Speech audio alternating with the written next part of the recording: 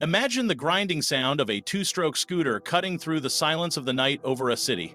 Except it's not riding over cobblestones, it's flying. That distinctive buzz has become the signature of Shahed drones, called Garin in Russian nomenclature, which have turned into one of the most recognizable and hated tools of modern warfare. Cheap, eerily simple, yet clever in their use. Today I'll tell you where they came from, how much they cost, what they can do, why and how Russia uses them, where it got them from, and what its production capacity looks like. And in the end, we'll ask what this story tells us about the future of conflicts, not just in Ukraine. The Shahed 136 is an Iranian-designed loitering munition, a one-way drone that doesn't return from a mission, but turns itself into a missile. It has a delta-shaped airframe, a rear-mounted pusher propeller, and a warhead in the nose. The 136 model, the bigger sibling of the Shahed 131, weighs about 200 kilograms and carries a roughly 50-kilogram warhead. Iranian Revolutionary Guard materials once claimed a range of up to 2,500 at a speed of about 185 kilometers per hour, figures for ideal conditions. But they show the philosophy: long range, low cost, no rush. Navigation is basic, GNSS, GPS/GLONASS, backed up by inertial guidance, low altitude flight, and a pre-programmed route. Nothing flashy, but reliable and mass-producible. Over time, Russia modified them, adding heavier 90-kilogram warheads at the cost of range, since fuel is sacrificed, and systems to make navigation jamming harder. With the heavier payload, range drops to around 650 kilometers, as confirmed by wreckage analysis. In short, less fuel, more punch. For defenders, that means greater damage per hit, but a smaller radius of action. How much do they cost, and why does it matter? War, bluntly put, is an economic calculation. Shaheds attract so much attention because they invert the logic of traditional air defense. Production estimates range between $20,000 and $50,000 per unit, with many analysts settling around $35,000. Meanwhile, a single modern interceptor missile used to shoot one down often costs several times more. That's the whole secret. Cost asymmetry. The attacker spends pennies while the defender burns expensive rockets, unless they have cheaper options like anti-air guns or drone interceptors. Leaks about Iranian-Russian cooperation suggested that at first, before Russia localized production, it was paying much more for imported sets, around $193,000, 0 cents each in export batches. The idea was to bring the cost down through local assembly. The bottom line? Mass matters. Hundreds of cheap drones, even if most are shot down, still pay off better than a few high-end cruise missiles. The Russian army first deployed Shaheds in Ukraine in September 2022. The first shoot-downs were reported in Kharkiv region. By October, drones were falling on Odessa, Mykolaiv, Kharkiv, and eventually Kiev.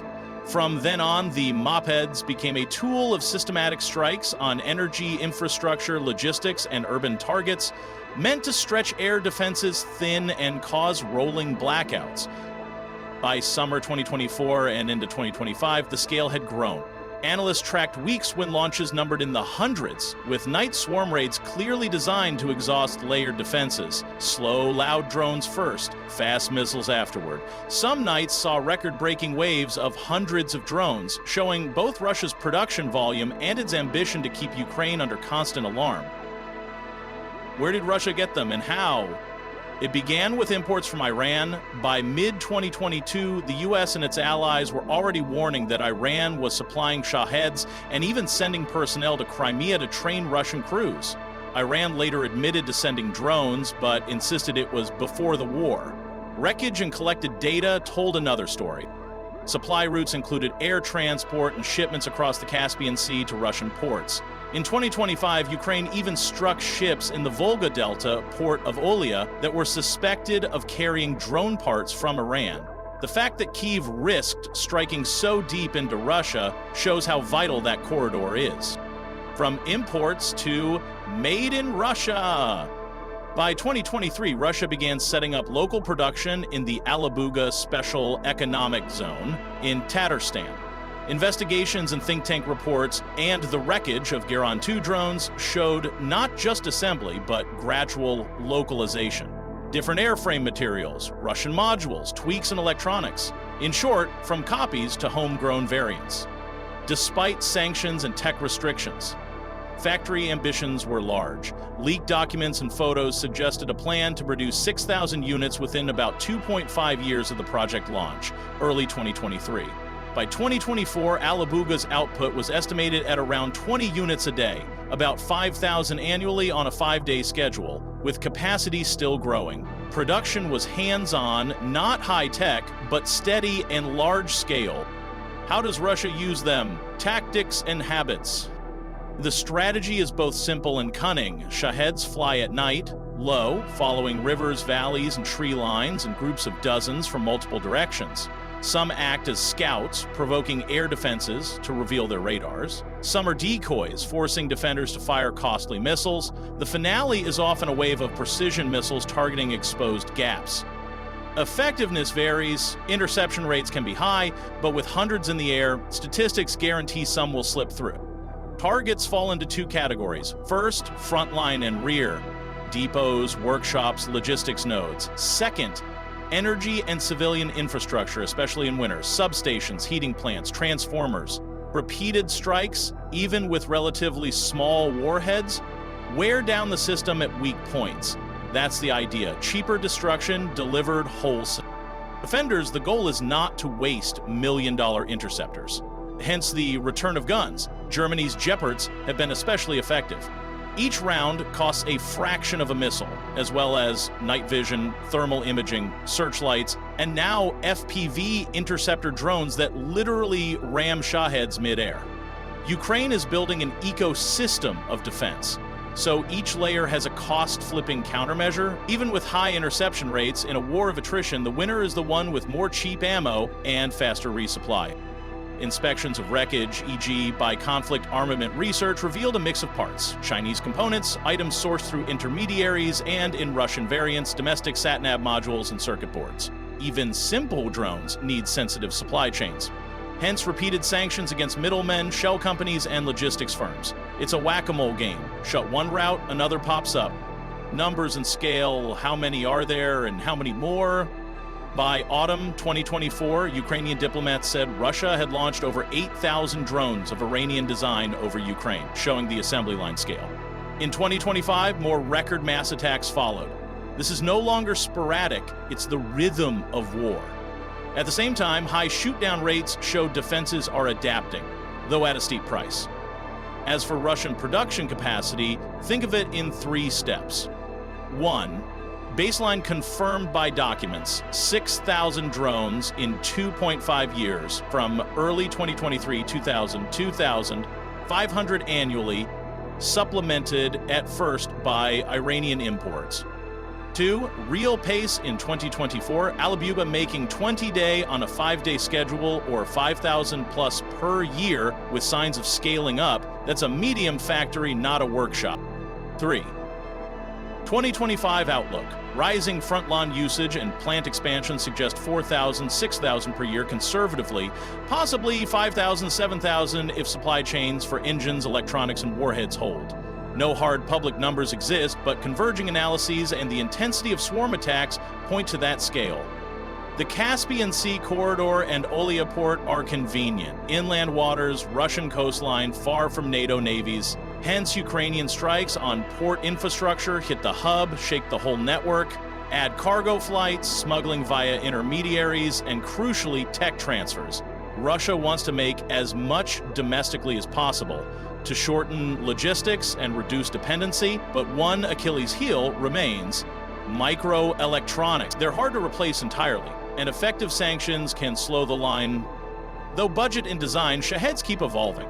Russian tweaks include larger warheads, anti-jamming systems, possible integration of extra sensors in reconnaissance drones that accompany swarms, and coordination with decoy drones made of foam and plywood. Think of it as a cheap orchestra. Each instrument plays its part, and the whole symphony aims to tire and confuse defenders. Russia and Iran, a marriage of convenience. For Iran, this partnership means money and influence. For Russia, it's a quick fix for missile shortages and a cheap tool to pressure Ukraine's rear. That's why diplomacy, sanctions, and intelligence efforts keep circling this issue. The US and Europe regularly announce sanctions packages targeting companies and networks involved in UAV transfers. These don't stop drones overnight, but can weaken the chain and raise costs. For a budget weapon, every extra dollar per unit means fewer drones in a swarm. Shahed is like a V1 bomber for the microprocessor age. Slow, simple, mass-produced, its edge is in time and numbers. If hundreds fly each night, even 85–90% interception still leaves dozens getting through. Each hit can cause fires, blackouts, or logistical chaos. It's a weapon of attrition and patience. For the attacker, it's also a tool for learning.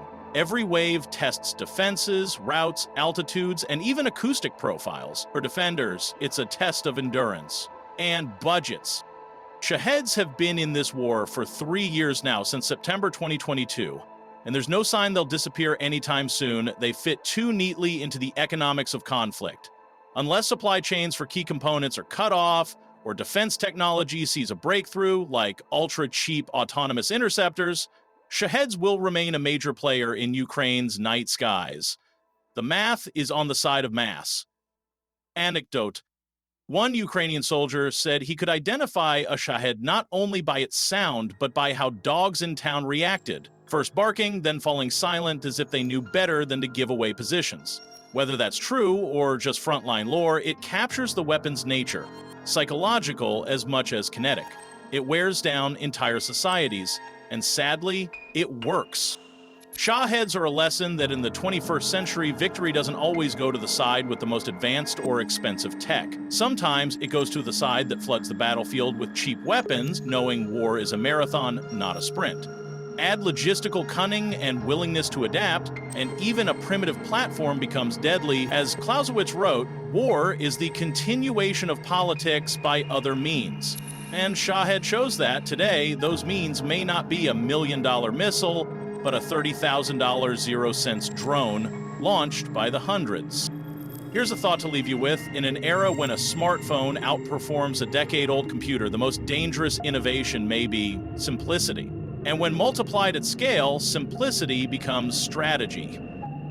A stupid drone isn't stupid when hundreds are in the air and each one can afford to miss because statistics finish the job.